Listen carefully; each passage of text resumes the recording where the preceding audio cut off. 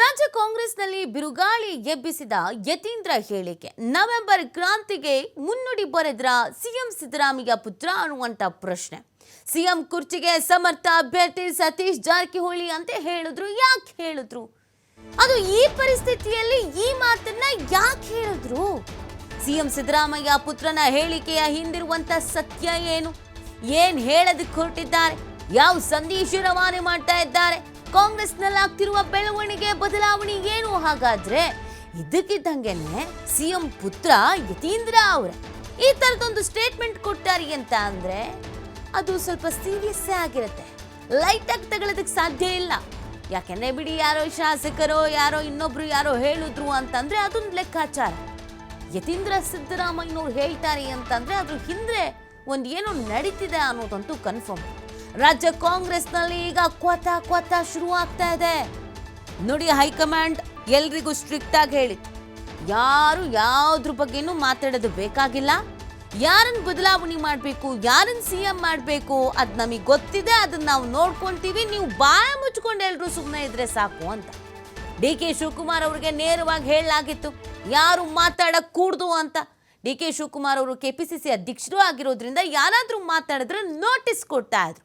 ಡಿ.ಕೆ. ಶಿವಕುಮಾರ್ ಅವರೇ ಸಿಎಂ ಆಗಬೇಕು ಅಂತ ಹೇಳಿದಂತೆ ಡಿ.ಕೆ. ಶಿವರ ಆಪ್ತರಿಗೂ ನೋಟಿಸ್ ಕೊಟ್ಟಿದ್ರು.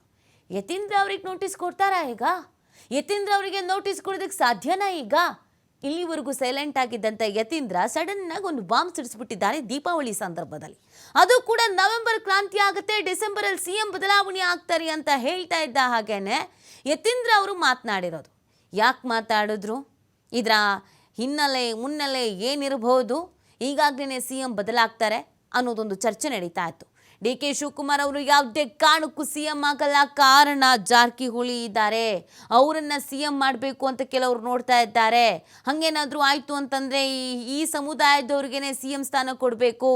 ರಾಜಣ್ಣ ಅವರು ಇದ್ದರು, ಜಾರಕಿಹೊಳಿ ಅವರು ಇದ್ದರು, ಅದಲ್ಲದೆ ಗೃಹ ಸಚಿವರು ಬೇರೆ ಇದ್ದಾರೆ ಅಂತೆಲ್ಲ ಚರ್ಚೆಗಳಾಗ್ತಾ ಇತ್ತು.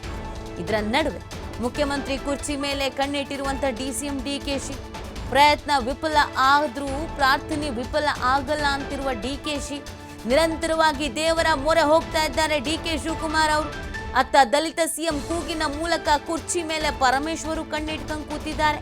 ಇದೆಲ್ಲದರ ಮಧ್ಯೆಯೇ ಸತೀಶ್ ಜಾರಕಿಹೊಳಿ ಹೆಸರು ಮುನ್ನೆಲೆಗೆ ಬೇಕು ಅಂತಾನೇ ತಂದಂಗೆ ಕಾಣಿಸ್ತಾ ಇದೆ. ಹಾಗಿದ್ರೆ ಯತೀಂದ್ರ ಅವರು ಎಲ್ಲ ಬೆಳವಣಿಗೆಯನ್ನು ನೋಡೆ ಜಾರಕಿಹೊಳಿ ಹೆಸರು ಮುಂದೆ ತಂದ್ರ? ಸತೀಶ್ ಜಾರಕಿಹೊಳಿ ಹೆಸರನ್ನ ಸುಮ್ಮನೆ ಹೇಳಲಿಕ್ಕೆ ಸಾಧ್ಯವೇ ಇಲ್ಲ.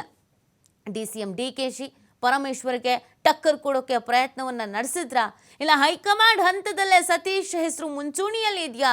ರಾಜ್ಯ ಕಾಂಗ್ರೆಸ್ನಲ್ಲಿ ಅಲ್ಲೋಲ ಕಲ್ಲೋಲ ಸೃಷ್ಟಿಸ್ತಾ ಇದೆ ಯತೀಂದ್ರ ಅವರ ಈ ಹೇಳಿಕೆ. ತಂದೆಯವರು ಯಾವಾಗಲೂ ಕೂಡ ಸಾಮಾಜಿಕ ನ್ಯಾಯದಲ್ಲಿ ನಂಬಿಕೆ ಇಟ್ಕೊಂಡಿರುವಂಥವ್ರು, ಕಾಂಗ್ರೆಸ್ ಜಾತ್ಯತೀತ ಸಿದ್ಧಾಂತ ನಂಬಿಕೆ ಇಟ್ಕೊಂಡಿರೋರು. ಅದೇ ಸಿದ್ಧಾಂತಗಳಲ್ಲಿ ಸತೀಶ್ ಜಾರಕಿಹೊಳಿ ಅವರು ಕೂಡ ನಂಬಿಕೆ ಇಟ್ಕೊಂಡು ಅದೇ ಪ್ರಕಾರ ನಡ್ಕೊಂಡು ಹೋಗ್ತಿರೋರು. 2028 ಆದಮೇಲೆ ಚುನಾವಣೆಗೆ ತಂದೆಯವ್ರು ನಿಂತ್ಕೊಳ್ಳಲ್ಲ ಅಂತ ಹೇಳಿದ್ದಾರೆ. ಸೊ ಅದಾದಮೇಲೆ ಆ ಕಾಂಗ್ರೆಸ್ ಸಿದ್ಧಾಂತನ ಇಟ್ಕೊಂಡು, ಜಾತ್ಯತೀತ ಸಿದ್ಧಾಂತ ಇಟ್ಕೊಂಡು ಎಷ್ಟೊಂದು ಜನ ರಾಜಕಾರಣಿಗಳು ಇದ್ದಾರೆ ನಮ್ಮ ಪಕ್ಷದಲ್ಲಿ, ಬಹಳಷ್ಟು ಯುವ ರಾಜಕಾರಣಿಗಳಿದ್ದಾರೆ. ಸೊ ಅವ್ರನ್ನೆಲ್ಲ ಅವ್ರು ಲೀಡ್ ಮಾಡಲಿ, ಅವ್ರಿಗೆಲ್ಲರೂ ಮಾರ್ಗದರ್ಶನ ಕೊಡಲಿ ಅಂತ ಅಷ್ಟೇ. ನಾನು ಯಾಕೆ ಹೇಳಿದೆ ಅಂತಂತಂದರೆ ಅವರು ಕೂಡ ಅದೇ ಸಿದ್ಧಾಂತಗಳ ನಂಬಿಕೆ ಇಟ್ಕೊಂಡಿರೋರು. ಸೊ ಆ ರೀತಿ ಆ ಥರ ಜಾತ್ಯತೀತ ಸಿದ್ಧಾಂತ, ಸಾಮಾಜಿಕ ನ್ಯಾಯ ಸಿದ್ಧಾಂತ ಇದೊಂದು ನಂಬಿಕೆ ಇಟ್ಕೊಂಡು ಬೇಕಾದಷ್ಟು ಜನ ಲೀಡರ್ಗಳಿದ್ದಾರೆ. ತಂದೆಯವರು ಈಗ ಅವ್ರನ್ನೆಲ್ಲ ಲೀಡ್ ಮಾಡ್ತಾ ಇದ್ದಾರೆ. 2028 ಆದ್ಮೇಲೂ ಮತ್ತೆ ಅದೇ ರೀತಿ ಲೀಡ್ ಮಾಡ್ತಾರೆ ಇಲ್ವೋ ಗೊತ್ತಿಲ್ಲ. ಸೊ ಹಾಗಾಗಿ 2028 ಮೇಲೂ ಕೂಡ ನಮಗೆ ಆ ರೀತಿ ಲೀಡ್ ಮಾಡೋರು ಬೇಕು, ಆ ಸೈದ್ಧಾಂತಿಕವಾಗಿ ರಾಜಕಾರಣ ಮಾಡುವಂಥವ್ರು ಬೇಕು. ಅಂಥ ನಾಯಕರಲ್ಲಿ ಸತೀಶ್ ಜಾರಕಿಹೊಳಿ ಸಾಹೇಬರು ಕೂಡ ಒಬ್ಬರು. ಸೊ ಹಾಗಾಗಿ ಆ ಥರ ಯಾರ್ಯಾರು ಆ ಸಿದ್ಧಾಂತದ ನಂಬಿಕೆ ಇಟ್ಕೊಂಡಿದ್ದಾರೆ ಎಲ್ಲ ರಾಜಕಾರಣಿಗಳು ಕೊನೆ ದಿನಗಳಲ್ಲಿ 2028 ಗಮನದಲ್ಲಿ ಇಟ್ಕೊಂಡು ನಾನು ಹೇಳಿದ್ದು ಕೊನೆ ದಿನ ಅಂತಂದ್ರೆ ನಾಳೆ ಕೊನೆ ದಿನ. ಈ ಬಗ್ಗೆ ಮತ್ತಷ್ಟು ಮಾಹಿತಿಯನ್ನು ನೀಡ್ತಾರೆ ನಮ್ಮ ಪ್ರತಿನಿಧಿ ಶಿವು.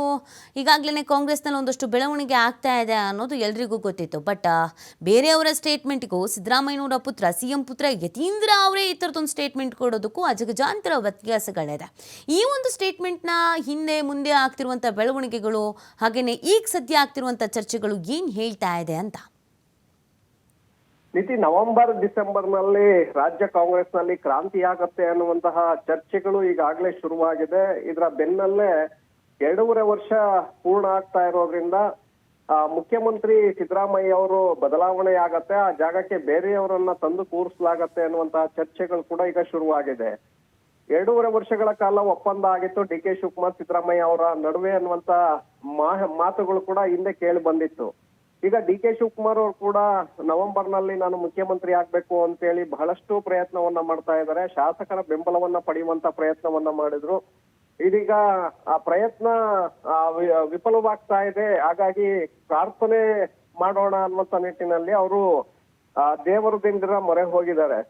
ಇದರ ಬೆನ್ನಲ್ಲೇ ನಿನ್ನೆ ಯತೀಂದ್ರ ಅವರು ಬೆಳಗಾವಿ ರಾಯಭಾಗದಲ್ಲಿ ಕೊಟ್ಟಿರುವಂತ ಒಂದು ಹೇಳಿಕೆ ರಾಜ್ಯ ಕಾಂಗ್ರೆಸ್ ನಲ್ಲಿ ಮತ್ತಷ್ಟು ಅಲ್ಲೋಲ ಕಲ್ಲೋಲಕ್ಕೆ ಈಗ ಕಾರಣ ಆಗ್ತಾ ಇದೆ. ಯಾಕಂದ್ರೆ ಸಿಎಂ ಕುರ್ಚಿಯ ಮೇಲೆ ಈಗಾಗಲೇ ಹಲವರು ಕಣ್ಣನ್ನ ಇಟ್ಟು ಕೂತಿದ್ದಾರೆ. ಪರಮೇಶ್ವರ್ ಅವರು ದಲಿತ ಸಿಎಂ ವಿಚಾರ ಮುನ್ನೆಲೆಗೆ ತಂದು ನಾನು ಸಿಎಂ ಆಗ್ಬೇಕು ಅನ್ನುವಂತ ನಿಟ್ಟಿನಲ್ಲಿ ಪ್ರಯತ್ನವನ್ನ ಮುಂದುವರೆಸಿದ್ರೆ ದಲಿತ ಸಮುದಾಯದ ಶಾಸಕರು ಸಚಿವರನ್ನ ಒಗ್ಗಟ್ಟು ಮೂಡಿಸುವಂತ ಪ್ರಯತ್ನವನ್ನ ಮಾಡ್ತಾ ಇದ್ದಾರೆ. ಮತ್ತೊಂದು ಕಡೆ ಡಿ ಕೆ ಶಿವಕುಮಾರ್ ಅವರು ಪಕ್ಷವನ್ನ ಅಧಿಕಾರಕ್ಕೆ ತರುವಲ್ಲಿ ನನ್ನದು ಕೂಡ ಪ್ರಮುಖ ಪಾತ್ರವಿದೆ. ಪಕ್ಷ ಸಂಘಟನೆಯನ್ನ ಮಾಡಿದ್ದೇನೆ, ನನಗೂ ಕೂಡ ಹೈಕಮಾಂಡ್ ಭರವಸೆಯನ್ನ ಕೊಟ್ಟಿದೆ, ಹಾಗಾಗಿ ನನಗೆ ಕೊಡಬೇಕು ಅಂತೇಳಿ ಅವರು ಕೂಡ ಹೊರಟಿದ್ದಾರೆ. ಸೊ ಇದರ ಮಧ್ಯೆ ಸತೀಶ್ ಜಾರಕಿಹೊಳಿ ಅವರ ಹೆಸರನ್ನ ನಿನ್ನೆ ಯತೀಂದ್ರ ಅವರು ಮುನ್ನೆಲೆಗೆ ತಂದಿರುವಂತದ್ದನ್ನು ನೋಡಿದ್ರೆ ರಾಜ್ಯ ಕಾಂಗ್ರೆಸ್ ನಲ್ಲಿ ಮತ್ತಷ್ಟು ಬೆಳವಣಿಗೆಗಳು ಈಗ ಶುರುವಾಗತ್ತೆ, ಇವತ್ತಿನಿಂದ ಶುರುವಾಗತ್ತೆ.